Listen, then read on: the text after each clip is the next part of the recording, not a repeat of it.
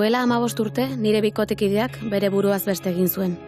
Garrasi mutua, errua, besterik ez nintzen.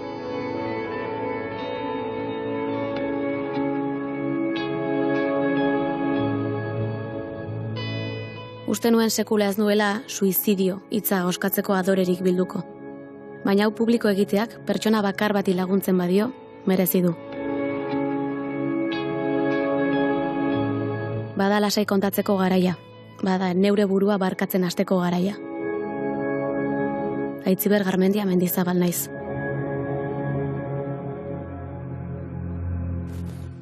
Aitziber, ze mauz? Ondo, nerviosa guain. Nerviosa? Oin lasai eginen izketan, da ja, repente izan da, guain nerviosa. Zure bigarren, hirugarren, laugarren etxea da, hau? Bai. Bigarren esan leike, nire etxe propioaz gain, hau eta Zaldibigo antzokia dira, nire beste etxeak, osake, bai, kasi. Baina palkoak baino gehiago, zu beti hor. Bai, eszenatokia. Donostiako antzoki zaharra, berezia zuretzako, horrela bote pronton. Hemen bizitako lehenengo anekdota bota. Lehenengoa? Antzoki ontara etorri nintzen lehenengo aldia, adibidez. Nik kanpoan askotan funtzioak ikustera etortzen nintzenean, umeagoan nintzenean, kanpoan kola ikena nintzen bitartean, gogoratzen nahi zenbat aliz pentsatzen nun, nik egun ematen hor lanengoet, eta lehenengo alizio nintzenean, kriston impresioa intzian. Ametsak betetzeak ematen duen impresioi. Zenbat urterekin izan zen? 18. Bai. Oroitzapen honak eta ezaino honak? Oso txarrake bai. 2007an, beste antzez lamatekin geunden hemen, emakumeak izarapean izanazun, Mireia Gabilondok zuzendutakoa. Abuztuak 10ean ingenun funtzioa, abuztuak 11, 12 funtzioa genuen baita ere, eta abuztuak 10 gau hortan, gaizkak nire mutilak bere buruaz beste egin zuen.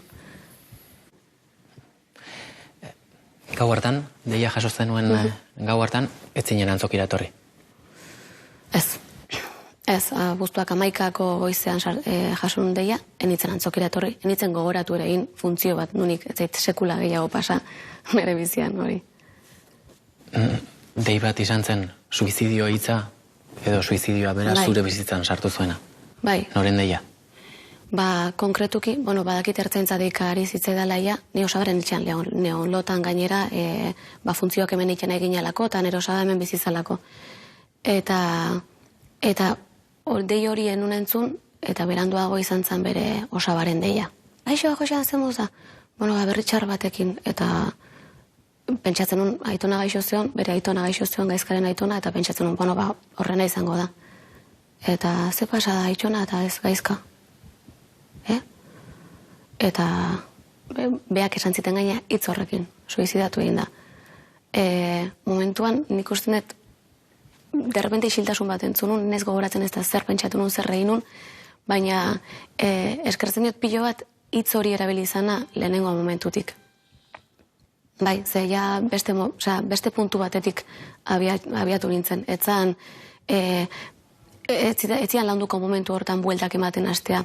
Esan edet, itzulin guruka, beira, ez, izan zen kriston kopetekoa, baina hor kopeteko horri esker baita ere, gordin aurrein ahal izan nion, pentsatzen dut.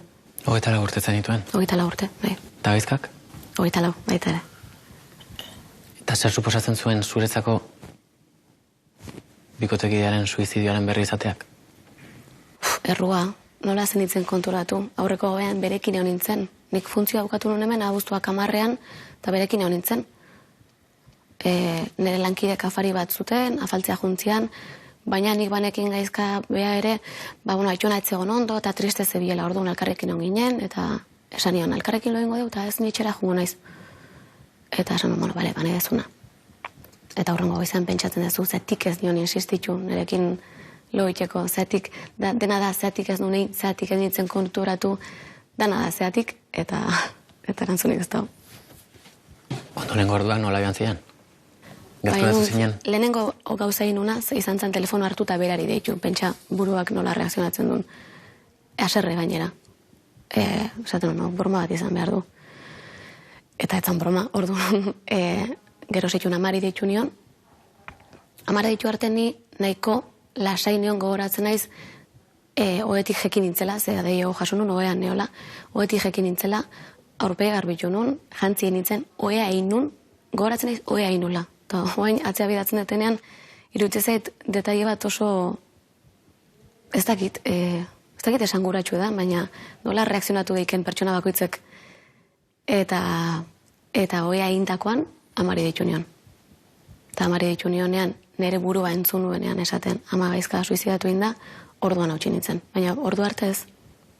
Gaizkari egindako dei hortan zer esan nahi zenion? Ze hostia pasada, oza, broma bat izango da, zatik egin dezu, zatik ez diazu esan, baina etzea konstiente, errealidade guztiaz etzea konstiente, oza, ez dituzu gauzak modu arrazional batean bere lekun jartzen. Momentu hortan zea, nora eza, oza, zea mina, ez oso zaila doi kontrolatzea. Da, min bat, berdin du, 10 urterekin, 24ekin edo 50ekin bizi, berdin du, oza, da, ez ulertzea. Oso ezberdina da, uste guzu oso ezberdina izango zala, osaban deia jasotzean, izan bazizun, autoistripuan hila. Bai, oso. Zerratik? Azkenean gaizka ez dago? Ez dago, baina pertsona hori ez eotearen minari gehitu barri ozu, zuk zuregan sentitzen dezun, erantzukizuna baino gehiago, errua, kulpa hori. Eta nik beti esan dut, gaizkaren galerak zen min eman diten, zenbat galdu deten, ze azken finen ez da bikotea bakarrik, 16 urterekin norbaitekin hasten zeanean harreman batean, ez da bakarrik zure bikotea. Da, eski bide lagun bat, gu alkarrekin hasi ginen. Nera betzarotik nola baita heldutasunera alkarrekin pasa ginen. Lehenengo aldi pila bat berekin, orduan, hori hortaz konstiente izatea eta derrepente esatea, bale, ez dago, baina gainera nik izan dut erantzukizunen bat. Eta galerak beak minara egiten dizun bezala, erruak aserrea zure buruarekiko, aserrea berekiko, aserrea eragite izu, eta beti pentsatu izan dut errua dela existitzen den sentimenturik ustelena, zuzea zure buruaren epaile, eta hortik ezin dezu aldein.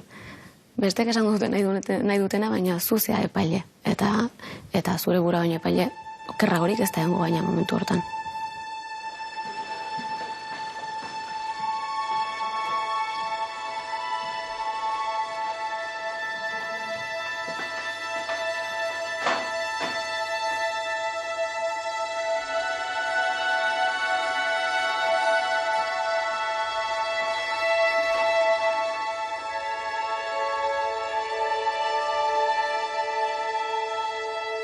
Gaizkaren amarekin elkarrizketa hauek izatean? Gaizkaren ama da nere itxasargia. Bai, gari batean astelenero gelditzen ginen, beak pelukeria dauke. Eta pelukeria astelenetan izten zuen, da orduan gure plana zan elkarrekin gelditu, bazkaldu, buelta bat eman, eta azken aldi honetan ja gutxigo gelditzen gira egia esan. Eta beti izan da, niretzako nere mina konpartitzeko pertsona favoritoa. Naiz epaitua sentitzen, badakit berak ere ez min bera, ez dut imaginatu nahi, ama batek zen min sentitzen duen.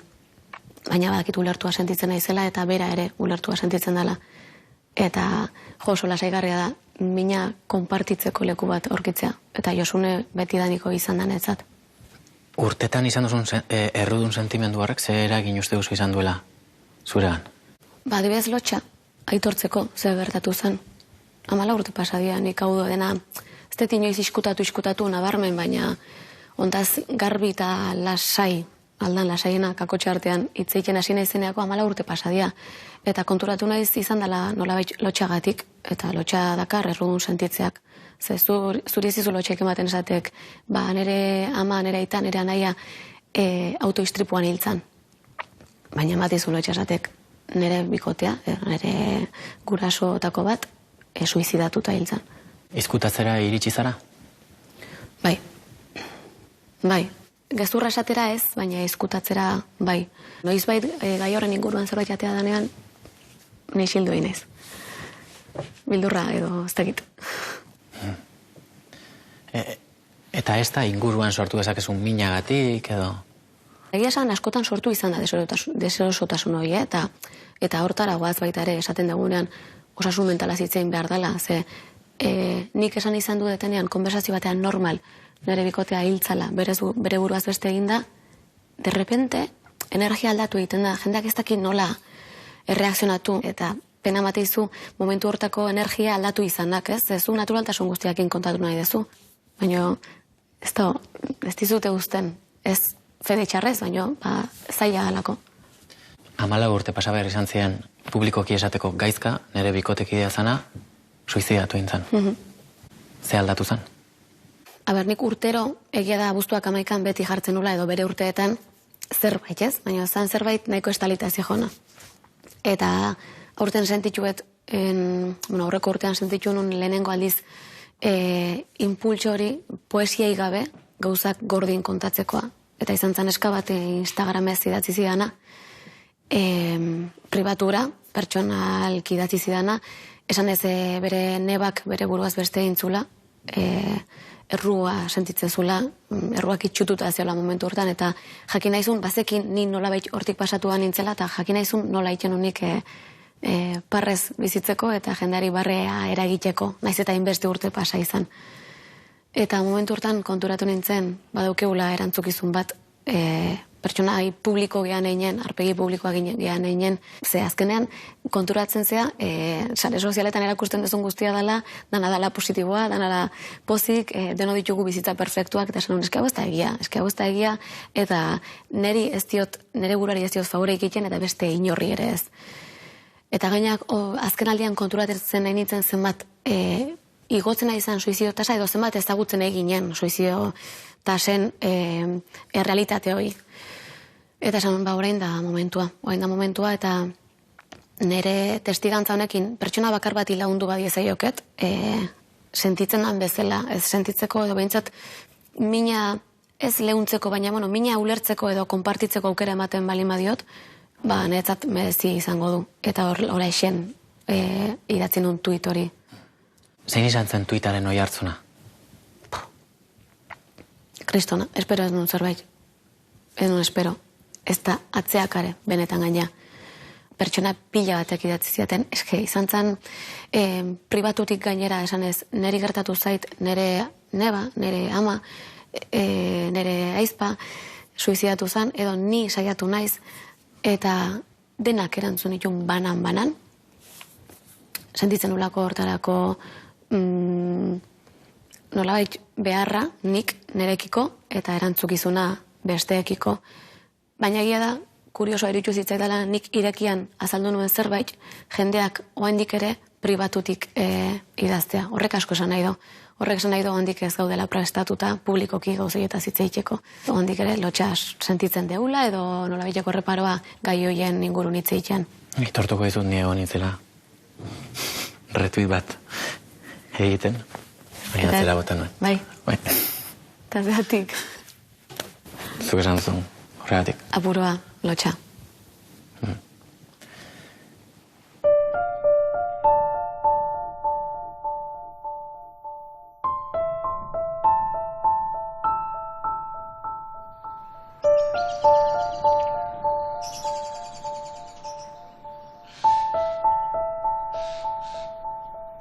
Ikasle honen nintzen. Nota honak lortzeko presinua ondixen euken. Behatzixa, esan nahikoa.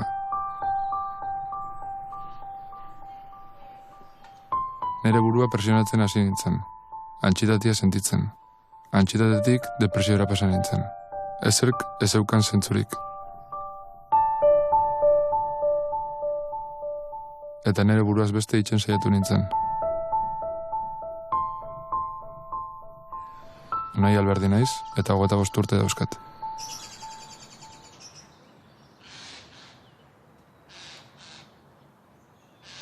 Kaixo Unai, zer mauz? Ondo esan like. Egin dezagun atzera zure bizitzan. Nolakoa zen Unai nerabea? Nerabea, nahiko saltzerua. Gauza askotan sartuta, lagun desente, esan leike, lagun onak, bai. Eta ingurukoek nola ikusten zuten Unai?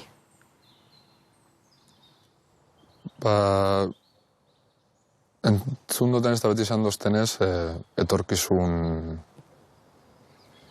handiko edo paroko pertsona bat. Eta horrek, behin eta berriz entzutiak, inguru desberdin eta askotatik, azkenian nik ne buruan bebai sortzu nitxun helburu edo minimo batzuk betetzeko nire bizitzan. Eta urtiak juna ala, ikustezan, edo hasi nintzen ikusten, igual helburu horrek enitxula beteko edo betetzeko oso zaiak izango ziela, gutxienez. Eta horra hasi nintzen pixkat juntasunean sartzen. Ingurukoek zu gandik espero zuten horrek, zenolako presioa eragiten zizun? Bildurra mute zozten jendia decepcionatzia. Izatia del montón, digamos. Horrek emute zozten bildurra. Bat gehiago izatia. Zenbat urterekin sartu zitzaizkizun ideia horiek? 16 ingurukin, nire ustez. 16. Denbora pasa ala, egoerak hobera egiten zuen edo okerrera? Okerrera. Normalan bezala ikasketetan zailtasunak gerota zaila badira, eta gerota gehiago landu behar dituzu gauzak. Eta gerota zailago esatian, notak bikainetik oso ongira juntzian, oso ongitik ongira, eta ongi eta nahiko bitxartean hor. Eta gero, suspensuak. Txarto sentitzen zinen egun haietan, eta egoerak okerrera egitean, zuk zer nahi zenuen? Hasieran enotzen emuten importantzik. Pasauko da, osaten eban. Baina gero eta txarrera jun. Hasi nintzen gutxia gurtatzen kalera, eskubaloia eskusak inventatzen itxuan eskuteko entrenatzera. Depresioan sartuta zeundela ikusten zenuen? Bai. Orduan nire gurasuek osasun zentroa bialdu, junginen, eta psikologo eta psikiatra batekin ipinezuzkoen harremanetan, baina horri baldea pixkat berandu zen. Zerratik? Hasi nintzen erako erekin pixkat amore eman denagoen. Amore eman da zerekin? Bizitzarekin? Bai, etorkizunarekin. Azkenean, sufritzen eguan ez egunero, isa, egun bat bai, egun batez. Eneban ikusten posible hola bizizatia laro urteuki arte. Zer nik buruan petzatzen eban hori hola izango zala egunero, edo kerrera jungo zala eta dana. Eta azkenean momentu hortan ez dozu pentsatzen epe luzera. Epe motzera pentsatzen duzu. Eta nik azkenean horregaitxik itxututa minan ondorioz, buruaz beste zaitu nintzen itxen, nire etxeko balkoitxik saltu egin da.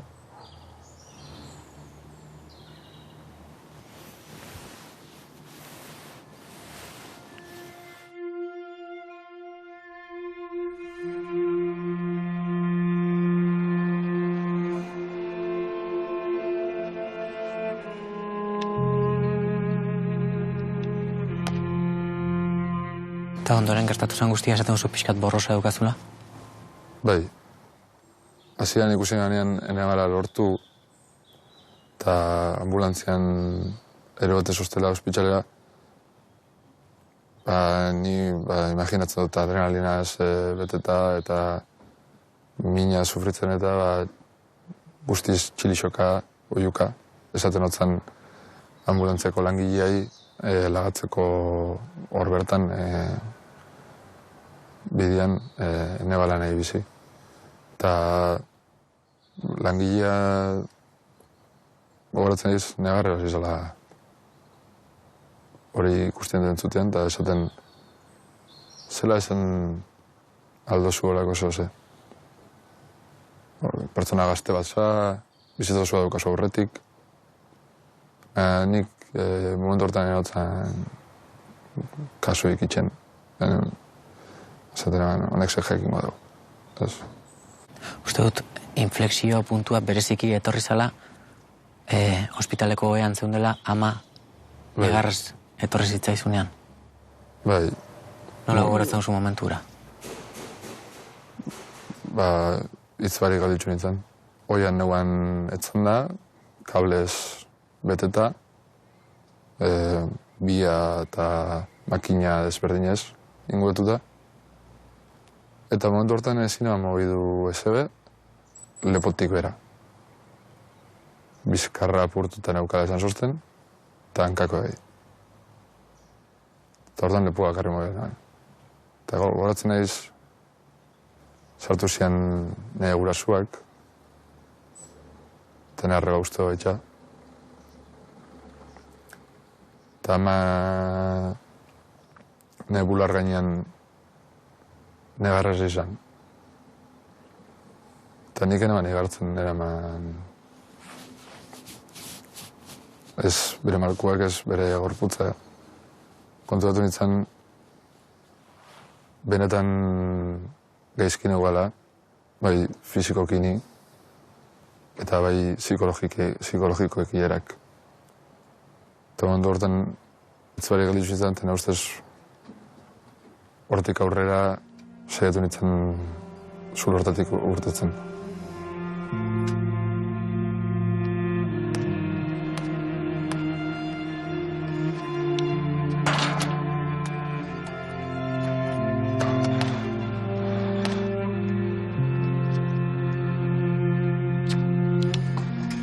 Suizidio saiakera horrek ze ondorio izan zituen? Bizitza asko aldatu zizun?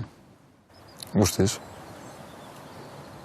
Dana gauza asko zerotik ikasi behar izan itxun. Komunera juten, dutxara juten, oinez, horti denbora batera. Izan ziren urte batzuk gurpildun aurgiak inibili behar zinena? Bai, asko tardaunean, oinez ikasten hasten, ze hankak apurtu nitxunez, ezin eman pixua ipini ondokan guzti zen altu arte hankak. Eta gero, bi muletakin guztiz kaletik normal, bi muletakin, gero bakarrakin, eta oin da urte batzutatik uretagabe nabil. Rehabilitazio guzti horren erdian, askotan damutu zinen egindakoaz? Bai. Ikusten nabanean asko gustatzen jaten gauza batzuk ezingo nitxula inberriro. Ezingo neban korrikain, ezingo neban saltoin, ezingo neban asko distantzia luziak ibili, puntilletan ipini, ezta? Gauza asko. Zure suizidio saiakerak nola aldatu zituen ingurukoekin zenituen erlazioak? Zieran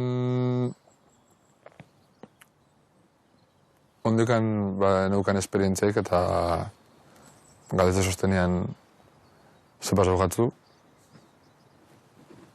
kontagu etxan eban. Baina ikusenan horrek jendiatzera botatzen zebala.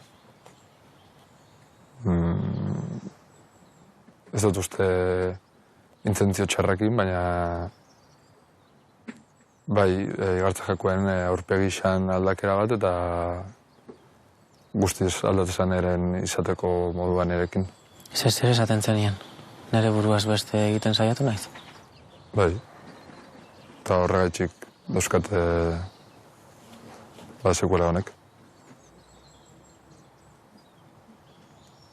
Eta orduan beraiek? Bai,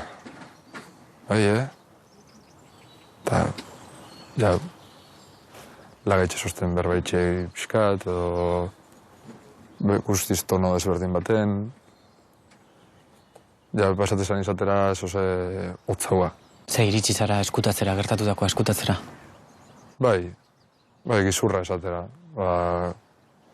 Horren ordez, kotxe istripu bat eukiotela.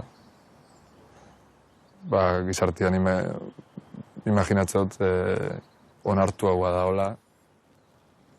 Zu gurpildun zila baten gelditzia, autoz kotxeko istripu bat euki dozulako, zure buruaz beste zaitu zelako itxen baino. Suizidioari beldur diogu edo? Hortaz berba itxia. Ne ustez, pelikuletako moduko txoruak diela pentsatzabe, osea, ez da behartzen gaixotasun bat bezala. Baizik eta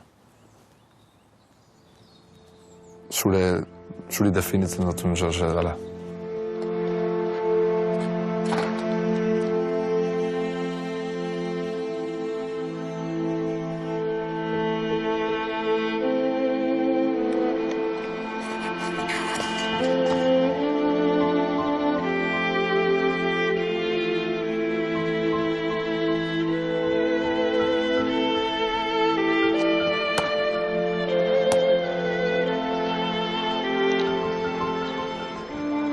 Institutu eta bigarren hezkuntzako ikastetxeetatik deika hasi zitzaizkigun, gazte asko zituzten arazoekin. Hasieran, konfinamenduagatik, ezin izan genien behar bezalako harretarik eskaini. Orain, aurrez aurreko hitzorduak berreskuratu ditugu. Nekane Azuabarrena naiz, Agifeseko psikologoa.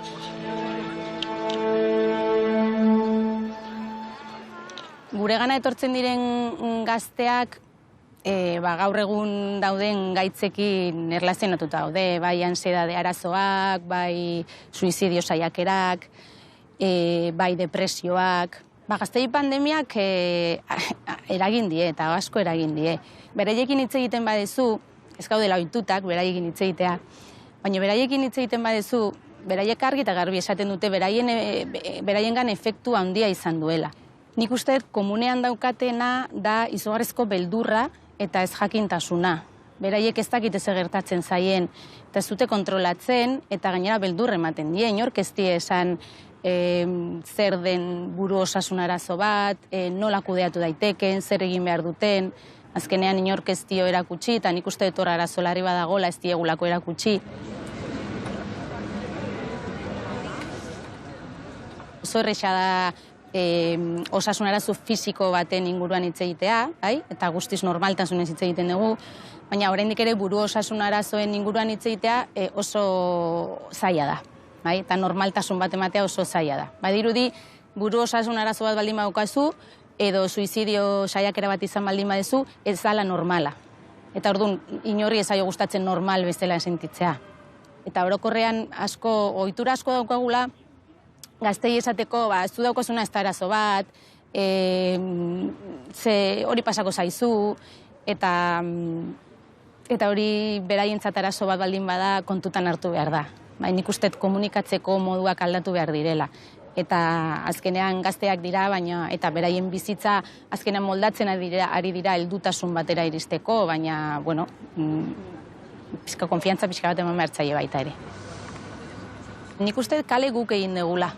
Helduok orokorrean, ez dakit ze momentutan,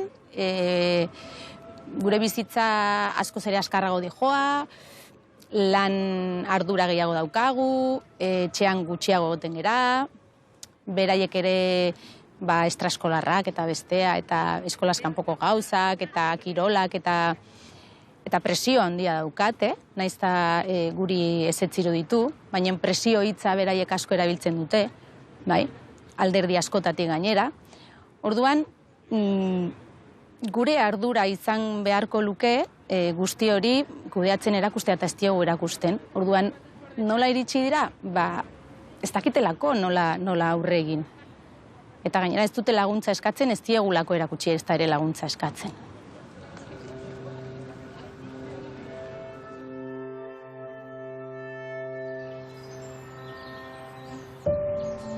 Beste egun bat gehiago, zirkulo amaigabe toxiko eta kaltegarri hontan bueltaka.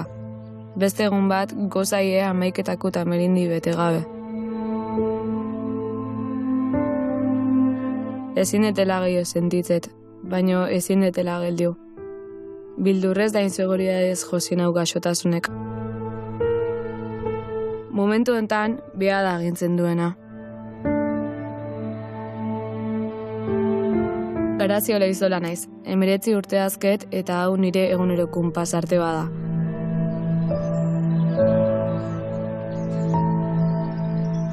Garazi, konta iguzu zuri pandemiak nola eragin dizun?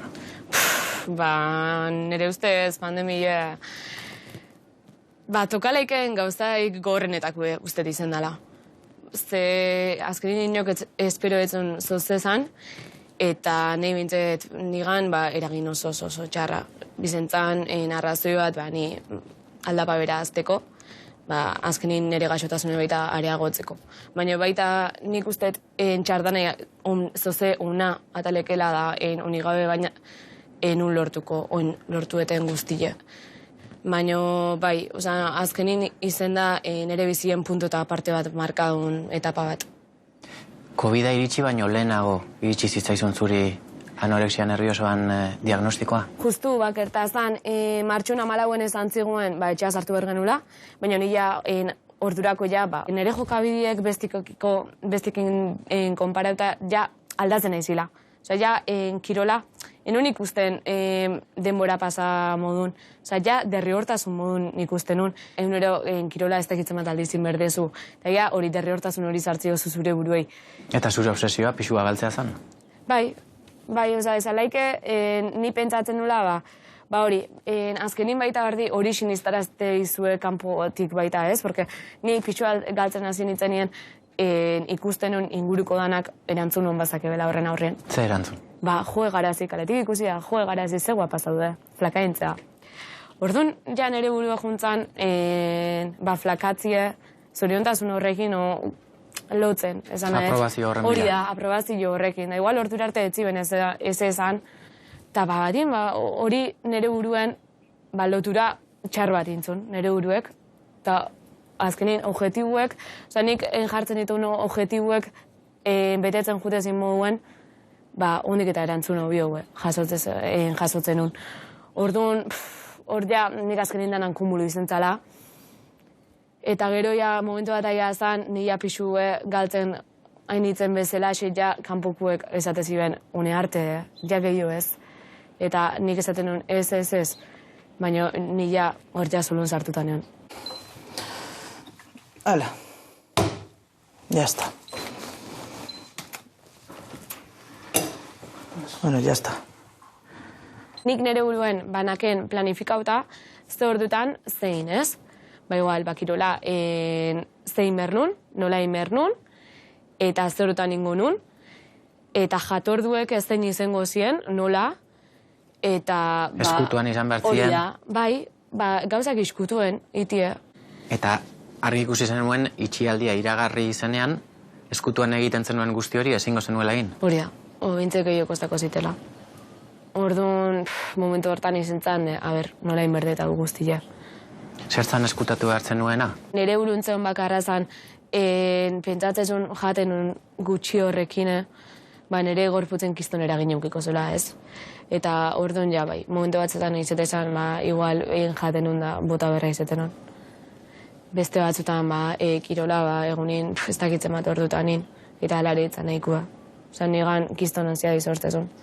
Eta nire nintzen guztietan benetan enakela relazio on bat, behakin. Nire izan ez dakitzen bat orduin, eta eskienaken energiko, gorputzeko minenaken. Nire gorputzen nekauta zen. Nekauta zen, baina nik enun nahi honartu.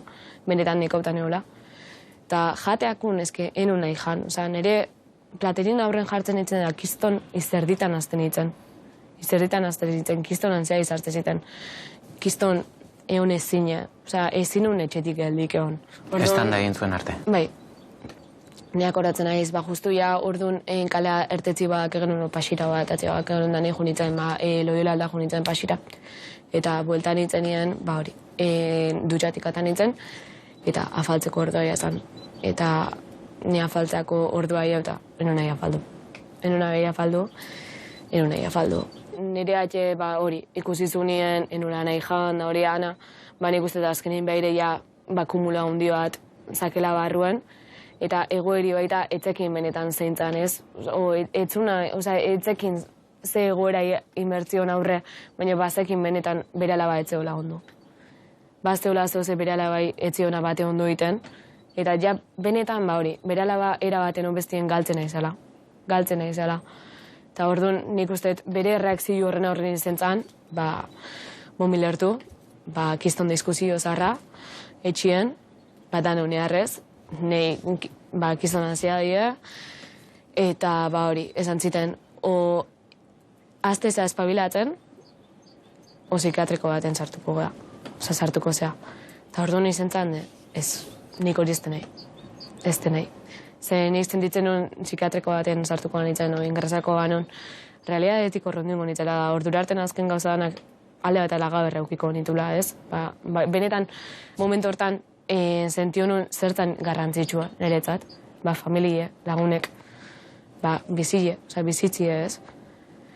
Eta, igual, benetan, ordurarte garrantzi emanen nioen gauzei, benetan, momentu hortan, argile piztu ziten. Eta pentsan, Nikola ez nahi bizi.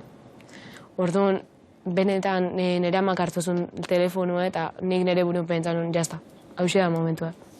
Alda berra dake honek. Ez dakiz izentan, baina bati nire buru klikintzun, eta hori, urrengo egunin nire amak laguntzi eskazun, eta urrengo egunin nire konsulta junitzen, eta tratamentua zinon. Eta handik aurra, bere gora berakin, baina dana hobetzen hasi izan. Ani de mantequilla. Nico. Ay, qué bueno. Buah, qué bueno. Ze experiencia, grazi. Qué bueno, tía. Hola, bizitzan oportunidad duke zeharra. Ja, baina ez da, bai nahi izatela laguntzen hau dana, baina gero bestieire laguntzeko, kiston oportunidad diala. Baina bati bat zeuri laguntzi jozu. Bai, baina esan etena... Hori klaro euki. Bati bat zeuri laguntzi jozu zure buruei, gero bestiei, eta gurire bai, klaro, porque kuke... Baina gero kontuna hartzezu da, igual bat emat azieratan dauna, bentsetu alearta hori pestezako, ez? Bai. Orduan, berez kiston hona da hori. Una campeona. 15-16 urtekin kontu hau nintzen eneola ondo. Ta geho usteet buelta eman iola, baino pandemiakin berrizek gexi jarri nintzen. Unibertsitateko azken urtia, eta etorkizunak urduri jartzezian. Antxetate izugarri jaugin nun. Ta guain hobeto xionao, baino guain dikan ansietatiak hor jarraitzeu, atakek noiz behinka hor daude. Ni Maialen González naiz, eta 23 urte ditut. Nolako zen Maialen nera bezaroan? Nik uste ez dakitela, ez? Ni nera bezaroan hasi nintzen gaizke egoten. Zen nolakoak ziren zure harremanak? Oso antsiosoak eta dependienteak, baino denekin. Nik uste bai markatu jala bereziki bikote harremanetan nola izan naizen eta nola izan dian niri bikoteak, baino lagunekin bai izugarrizko ansiedadea bane lagun hau serio dago eta etzean okurritzen pentsatzea lagunak arazo bat zekanik. Baizik eta pentsatzen nekin zekala arazoa, o nintzala arazoa, edo molestia. Eta familiakin bai. Nahi asko kostauzitzen kudeatzean familien egon zitezkela arazok, eta nien nintzala oi okertzezuna. Nere egoerak askotan. Hain geizkinean, nere negarre egite hoi, oietik ez altxatze hoi, etzian uzten nebizitzagin aurrea egiten. Enintzen gai klaseta juteko, batxilergoan. Eta nola baitea, ordu arte aguantautako danak ez da intzun. Eta orduan izan zanie bai terapian hasi nintzanen, eta nahi ez da inguruko gauzako arazoak ematezun hobeto xio zeudela, nineon inoiz baino okerro. Da, pasarte bat, nahi izugarri gogorra iruitze zaitena, gaur egun asko eragiteiana duela gutxi enteratu nintzalako, lagun batek kontauta. Eginan hitzeiten Ni gaizkio nintzen momentu hortaz, eta esan zian, Maialen, eske momentu baten autolesionatze zinean institutoko komunetan. Eta kuadrillako kontuatu ginen, eta kuadrillako ekidin genuen hoi egun hartan. Zubakizu ze gogorra dan, 17 urtekin hoi ikustea. Eta nik esan nion, benetan esate izut, enaizela goatzen, enaiz konstiente. Gauza asko borratu inditu neburuak. Orduan hor, etengabeko gauza bat zan. Azkenean ni hobeto sentitzen nintzen, min gutxillo sentitzen nun, da orduan alnun bakoitzian eta obsesio bat bihurtu zan. Pandemiak nola harrapatu zintuen? Hasieran hobeto neon, baina egila da momentu hortan nik ondo eoteko nezkan mekanismoak zeudela oso oinarrituta nere buruan gan eon beharren, o nere helburutan eon beharren, nere lagunen gan, ite genitun planetan, parrandaitan, eta asko adibidez militantzian. Eta hori guztia galtzian, pandemian gatik kolapsa huinun, ze derrepente nere kudeaketan metodo guztik desagertu intzian. Eta nik uste gazteentzat orokorren badiala momentu zailak kudeatzeko tresna bat dala gure ingurua o gure babesa, gure lagunak diala. Eta nik uste zentzu hortan kolpe handia izan zala denentzat. Ondo egon, o gaizki egon. Eske danak ies iteizuz, ez dakazu ez de kontrolpean. Eta zure egitura guztiak, askotan ez deula onartzen, baina egitura batek, egonkortasun batek, lagundu iteigu egunerokotasuna kudeatzen. Eta guztiak galdu itezu. Gaina momentu baten, nun gazte izan da ikasten aizean, zeintzean, zena izun, ze bilatuko zuen etorkizunen. Eta batian dana desagertu itea. Eta nola eraman zen, nun? Hoi izan zan, momentu bat, nun obsesio handi hartu nun kirolakin eta janariakin enintzen obsesionatu ez jatiakin, baina negorputzak etzian jaten uzten. Eta niz jaten nun normal, osaiatzen nintzen normal jaten, eta seitun oso kandidade txikikin nire gorputza gaizki sentitzen hastezan, botak aiten nun, eta nik enun ulertzen, osaiatzen zoze pentsatua. Baina inbeste antxeda denekan eta inbeste tenblekek eta ematez izkiaten, nire gorputzak etzekila nola reakzion hau. Momentu baten nun nire lagunak ez zituten aurpegiz ikusten, netzako katastrofe bat zan. Eta beharranekan egunero behaiekin hitzeiteko WhatsAppetik, bideojamada egiten, nahizuna, baino beharranekan zez banun iten, eske ezin nun, kudeatu etzian ematen.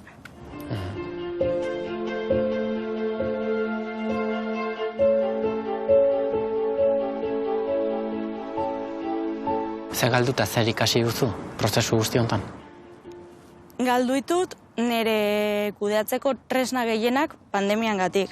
Eta osasun mentalan gatik orokorren galdu eta askotan ni zein naizen. Hoi jakitea, ziurtasun hoi eukitzea, nik zena eten, eta batezen negan konfiantza handia eta autoestimoa. Baina gerora ikasiet, kudeak eta tresna berriak sortzen, ikasiet, igual gaur ez dakat autoestimaik, baino ez da nire errua. Ez naiz ni gaizki nahola gaizki funtzionatzen dela. Inguruak eta biztideun kontestuak asko baldintzatzaigula. Eta nire buruai barkatzen. Eta gaur gaizkite bat ez da ze pasatzen porque ikastiakat. Eta sartzia pixkat txiportan de ikasten nahi naiz, gauzak gehozta hobeto hain nahi ziten, eta nire buruakin bai pazientzia euki betela.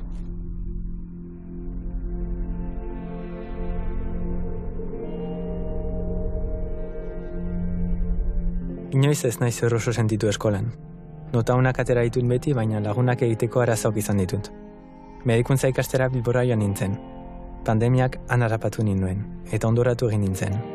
Psikologora joatea erabaki nuen, baina gurasoai ezer esan gabe. Ezkutatu egin nien. Antxetatea diagnostikatu idate. Jon aleman naiz eta 22 urte ditut. Jon, ze mauz? Ongi, zu? Ongi. Zu sare sozialen bitartez aurkitu zaitugu, Twitterren bidez. Bai, hoi da. Bertan, uste dut, okrezpanago, antxietateari buruz hitz egiten zenuen. Zergatik tweet gura?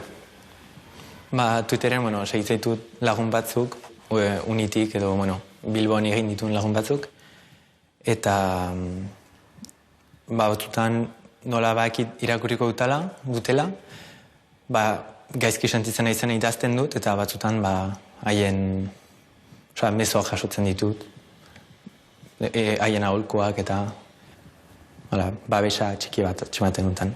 Pandemiak dena okertu zuen? Bai. Zergatik? Pandemiak torri zen bigarren mailan nintzelaik, konfinamendua eta gero hirugarren mailan... Unibertsitateko bigarren mailan. Hori da. Eta gero hirugarren mailan, Bilbon nintzen eta ikasle egoitza batean, ene lagun batzuekin, lagun honekin, eta poliki-poliki gaizki senditzen nintzen, negarriteko gogoarekin, eta ez nuen ulertzen zergatik, beti triste, negarrez, hobetik atera, ez dinatera batzutan, eta ez nuen ulertzen zergatik, hau zen, agian hori dator etxan jasotako presio handi batengatik edo eskolan nire nola baztertzua sentitzen nintzen presio handi bat sartzen duen ene buruari ongi izateko denekin eta ber momentuan beti triste sentitzen nintzen eta afari guztietan botak aiten nuen, botagurak nintuen, botak aiten nuen eta ara, zaila zen. Lehenengo terapia psikologiko hori ezkutuan egin zenuen? Bai, pixkat etxan zen gai tabu bat, ez? Batzutan esaten zuten, gaizki sentitzen bazare, psikologa deituko dut eta ikusiko duzu. Pixkat zigor gisa, ez? Psikologoa etxean zan azken aukera, zigor moduko bat. Bai, hola sentitu dut, bai.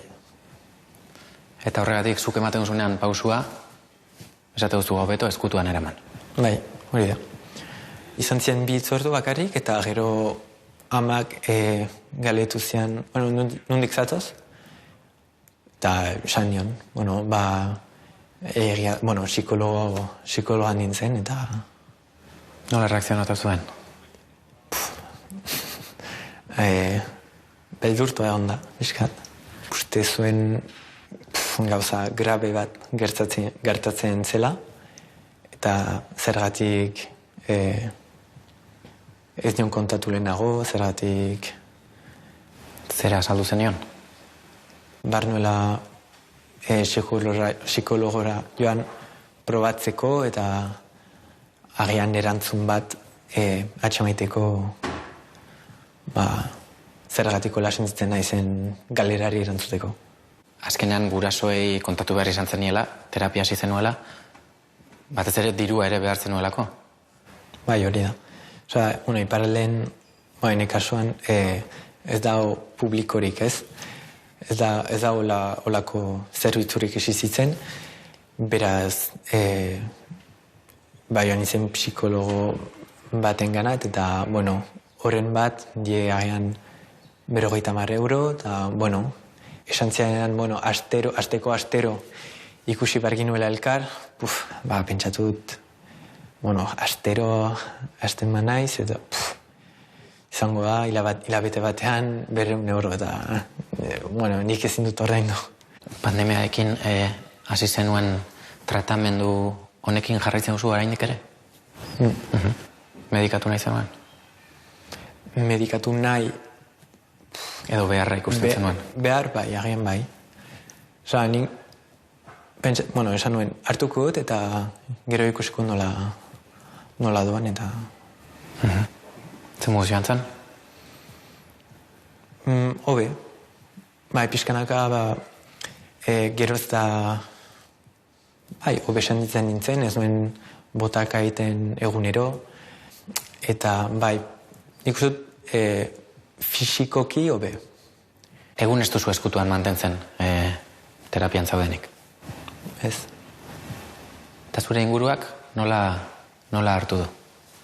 Nik ez dut lotxaik sentitzen hori aipatzen dutanean, baina gero Besten erreakzioak ikusita edo ez dakizu ala segitu edo ez dakizu beti zaila da aurre irritzi horrei kontraitea eta... Eskerrik asko, ez talako erraza kamera aurrean jarri eta kontatu duzun guztia kontatzea. Ja, berezia, bai.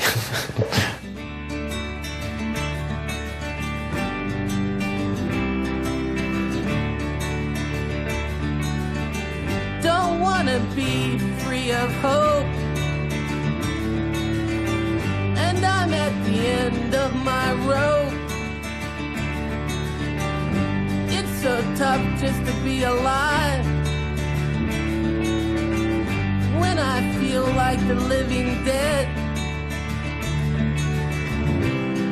I'm giving it up so plain, I'm living my life in vain.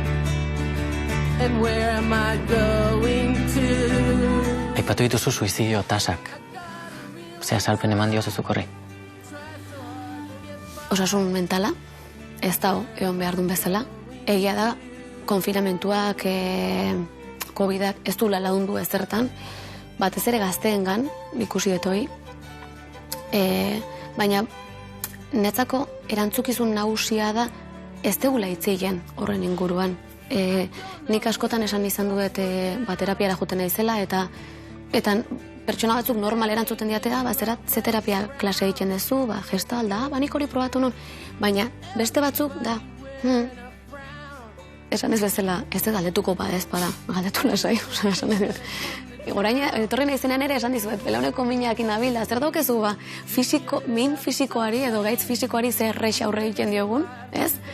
Eta hor gaude deno, kalean, mimiziaren aurka, ez dakiz zer, eta derrepente gaitz mentalari, eta gaitz mentali izatera iritsi gabe ere, zaintza mentalari, zema tabu jartzen dizkiogun. Da gozat sekula ulertu ez detena eta ulertuko ez detena.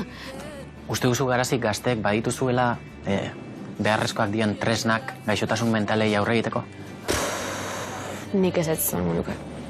Ez, porque nik hori ustet txiki-txikitatik erakutsi beharreko zoze dala.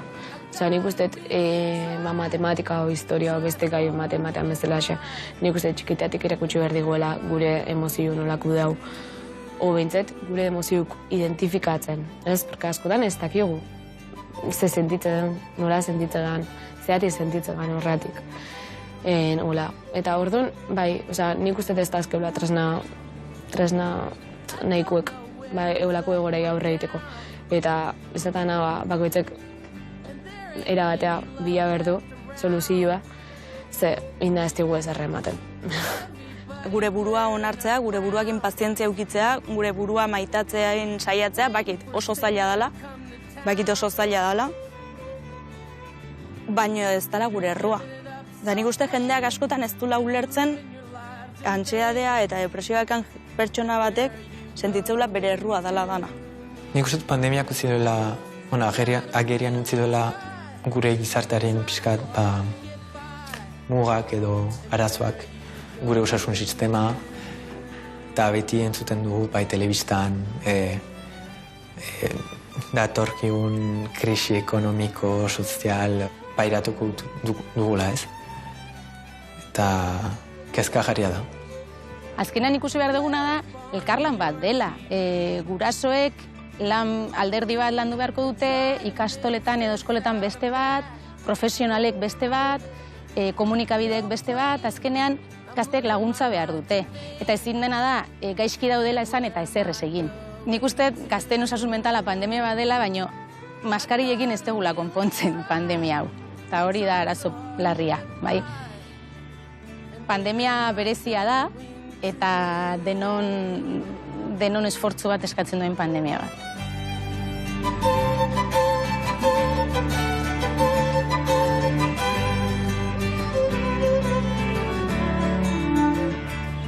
Nera bezaroko egunik ilunenak haiek itzuli dira inoiz? Ez. Iluntasuna batzutan egoten da.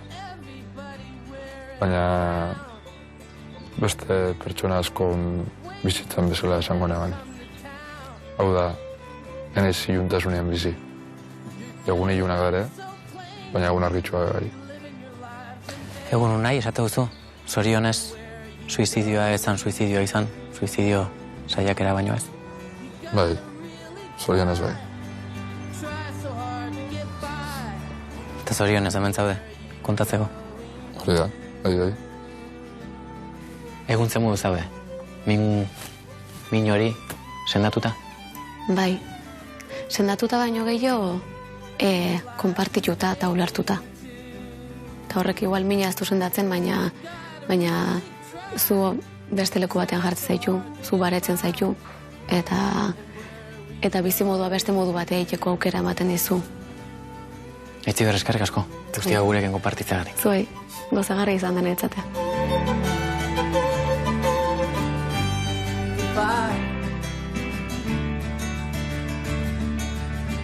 Goodbye.